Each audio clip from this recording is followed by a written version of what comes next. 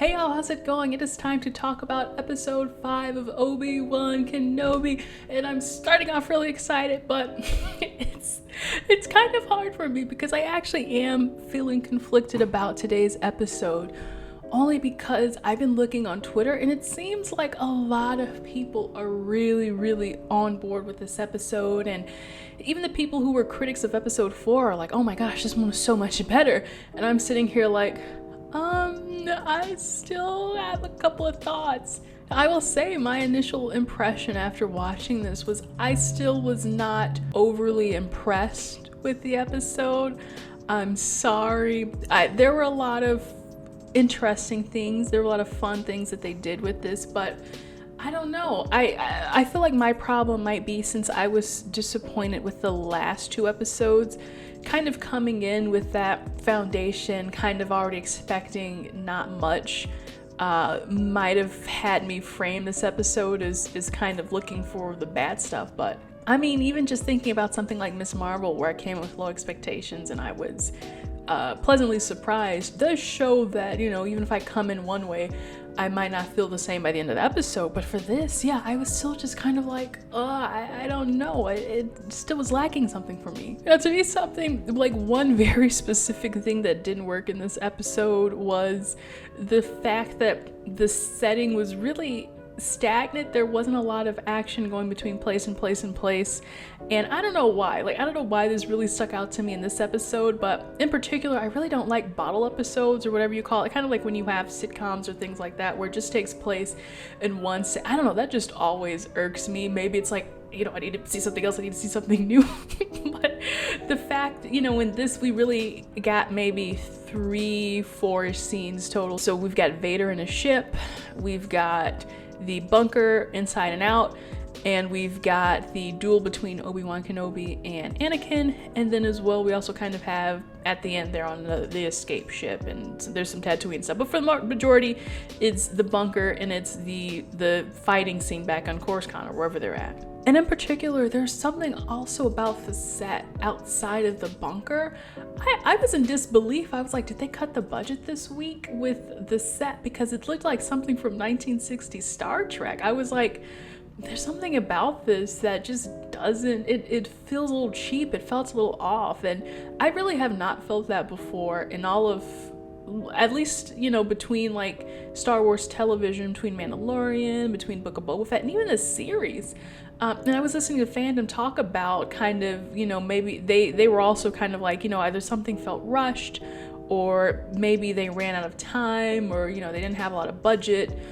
So there might have been a lot of things that explain that, but I was just like super disappointed. I was like, whoa, what happened here? But yeah, going back to the plot device, I will say the plot device, I call it like a plot framing device, was this flashback with Obi-Wan Kenobi and young Anakin. Now that was a surprise-ish, because I know a lot of people really wanted to see a flashback with these 2 characters in the Clone Wars days, and I was like, I'm sure a lot of us were expecting to see, you know, episode 3 Anakin and episode 3 Obi-Wan, and instead we got episode 2, which that was actually really surprising to me coming right out the gate and seeing that. I was actually really excited to see that because I wasn't expecting episode 2, you know, rat tail Padawan, as well as Jesus Obi-Wan Kenobi.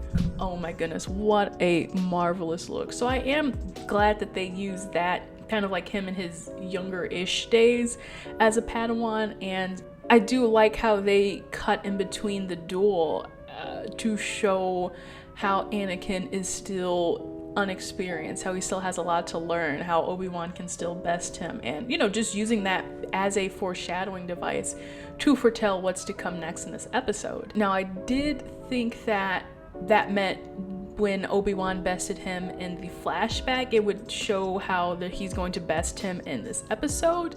I'm not quite sure that's what happened. I feel like they're going to be leaving that bit of information for the season finale, because I feel like they have to meet again one way or another.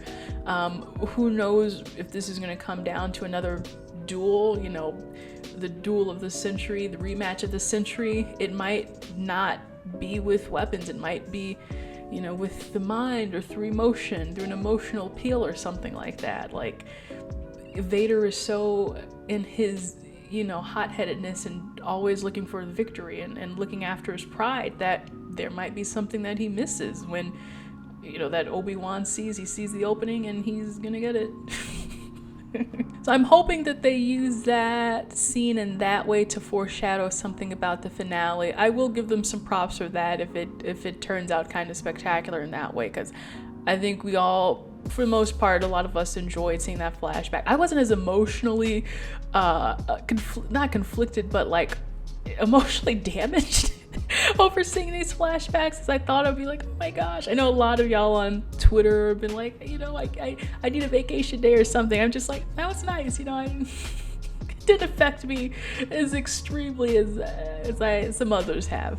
Next big thing I do want to talk about is this whole thing with Riva, and we finally got a reveal about her backstory and her motives, and this was kind of wacky to me too, y'all.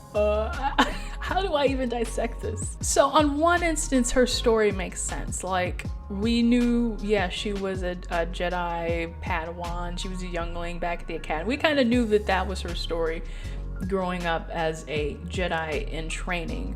What we didn't know necessarily was why she had it out for Obi-Wan.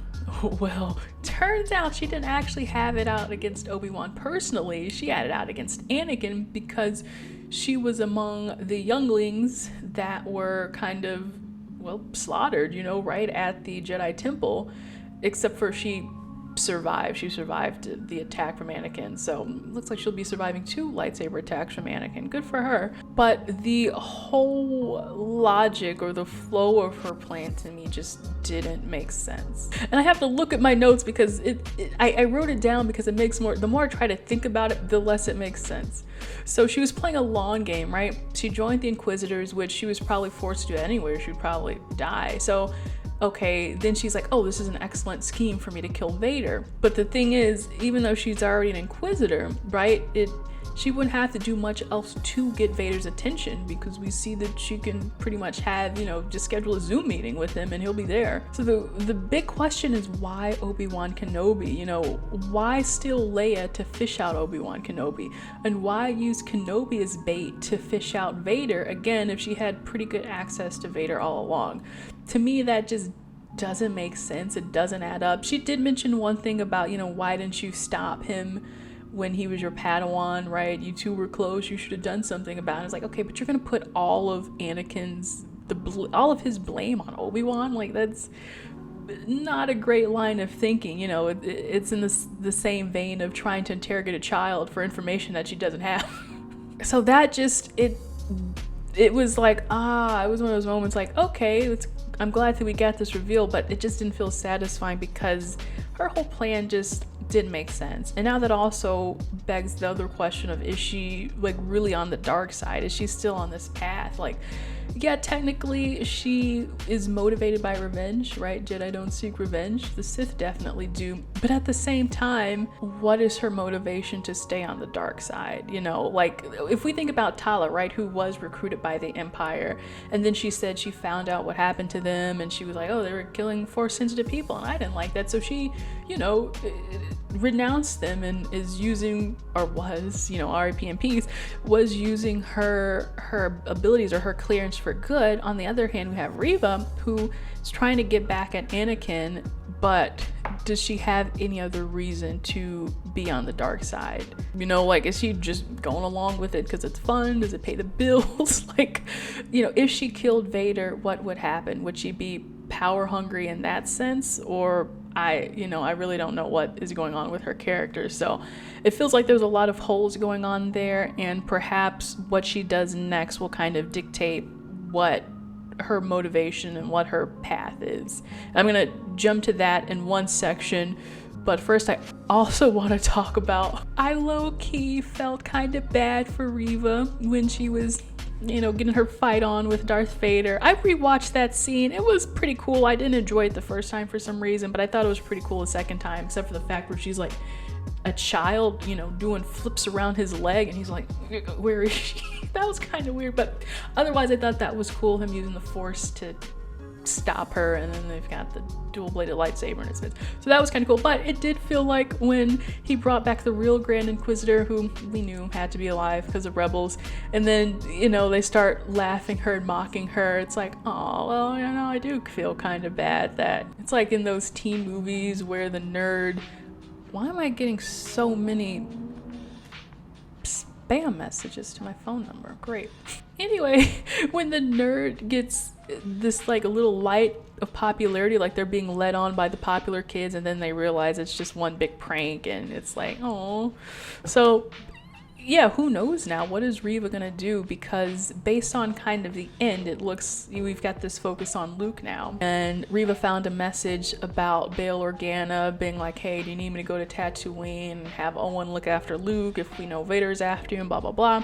So she does know, right, that there is another child that Obi-Wan is protecting. I don't necessarily think she knows right now that Leia is Vader's daughter and, you know, has a son, but maybe she might put the pieces together. But the big question for me is, okay, based on her trajectory, based on her path, what is Riva gonna want to do with this information? You know, because she does, again, she most likely does not know that those are Anakin's children, so she wouldn't go to Tatooine to kill or to torment Luke just because she wants to spite Anakin. But I could potentially see her wanting to spite Obi-Wan because, you know, Obi-Wan was like, hey, well, if you just do this and, you know, maybe you can get Vader and I can do this. And so she kind of went along with his plan, and then she ended up getting stabbed with a lightsaber through her stomach, and Obi-Wan got to escape on the ship. So I could see her, you know, even though her beef is not personally with Obi-Wan, I could see her being like,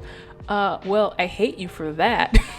But otherwise, I don't know, things are just kind of unraveling kind of messily. So I can barely give like a good theory just because we're like swinging in so many directions. So it's like, yeah, where do we go from here, right? We have a couple of things to check off on our list by the time we get to the finale. So we got to protect Luke, whatever's going to happen with Luke. We got to get Leia home. And will Leia go home before they protect Luke, or are they going to make a pit stop on Tatooine and Leia gets to meet Luke? Yeah, talk about the canon. And then, of course, we have to have Obi-Wan confront Vader one more time. And I think it's that I can recall. Let me know if there's anything else that needs to be resolved. But yeah, to me, I feel like we haven't been left on an exciting cliffhanger, but I really do hope, I want to be hopeful that they can pull off a good season finale. Okay, two miscellaneous things that I want to talk about. The first one is that I did like Vader pulling the ship when it was trying to escape. Reminded me of Star Tours. Oh, such a fun ride. If you get that scene, it's really fun. You're like in the ship and trying to leave, and Vader's like using the Force to pull you to him. The other thing is, experienced the worst editing and dubbing in history in this episode, and I thought I was like taking, you know, drugs or something. So in the scene where Leia is going through the vents and she's, you know, trying to track or open up the hatch or whatever happened that Lola messed up, that entire scene was redubbed because there's scenes where she is talking and the words are not in sync, and there's another scene entirely where Leia moves her mouth and no words come out. And you can kind of see too, like you see little kind of like close-ups and place shots where she's not talking and she is saying things, and it definitely sounds like these were dubbed over lines for clarity. But I was like, this was bad. This was the worst editing I've seen in a really long time. Again, it might have been budget reasons, who knows, but that was like, oof, they need to go back and do that, y'all.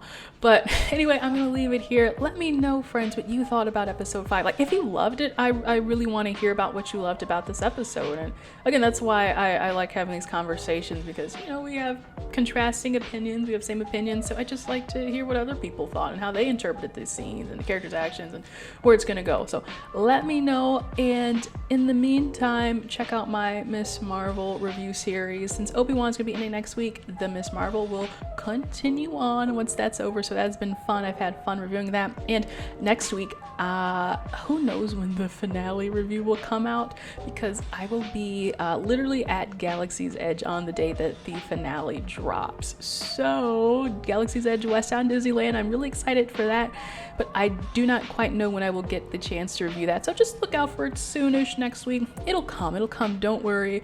And in the meantime, like, and be sure that you're subscribed so that when the video does drop, you will be notified. So y'all, I'll see you in the next video. Bye.